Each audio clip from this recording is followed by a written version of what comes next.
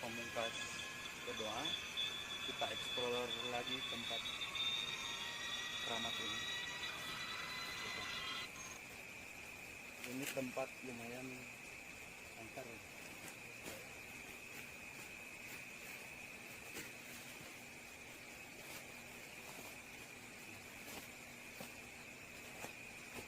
Banyak cekungan dan celah-celah. Dimana di sini banyak dihuni sosok-sosok goib.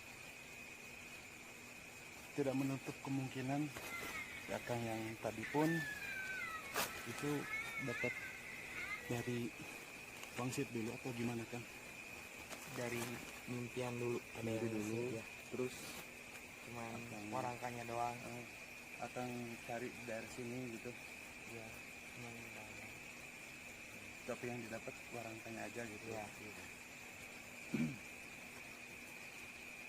Ini tempat ini bisa karaokean juga ya? Iya, angker. Angker dan Ya.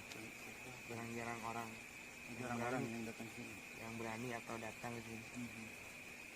Bisa dilihat Kang, ini masih rapat ininya ya. Tumbuhannya masih sangat rapat sih. Tebing-tebing. Aura-auranya masih